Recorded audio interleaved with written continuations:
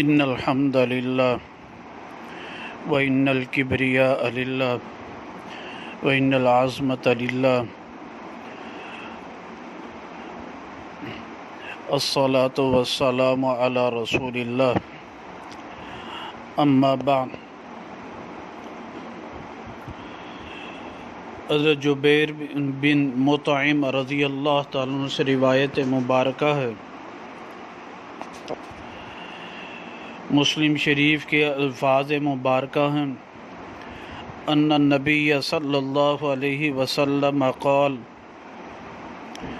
کہ نبی پاک صلی اللہ علیہ وسلم نے فرمایا، انا محمد، میں محمد ہوں، انا احمد، میں احمد ہوں، وَأَنَا الْمَاحِي الَّذِي مَحَى اللَّهُ بِيَ الْكُفْرَ، اور میں ماحی ہوں، یعنی جس کے اللہ میرے ساتھ کفر کو مٹائیں گے، میرے ذریعے اللہ سبحانہ وتعالیٰ کفر کو مٹائیں گے۔ وَأَنَا حاشر، اور میں حاشر ہوں، الَّذِي يُحْشَرُ النَّاسُ عَلَىٰ عَقِبِي، حاشر وہ فرمایا کہ لوگوں کو میرے پیچھے ہی جمع کیا جائے گا۔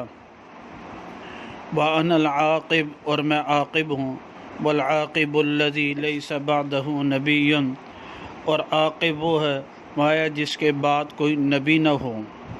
اس حدیث مبارکہ سے یہ معلوم ہوا کہ نبی پاک صلی اللہ علیہ وسلم کا نام کئی اسماء ہیں، اور ان ناموں میں سے ایک نام جو تھا وہ عاقب ہے، اور عاقب کا معنی یہ ہے کہ آپ کے بعد کوئی نبی نہ ہوگا۔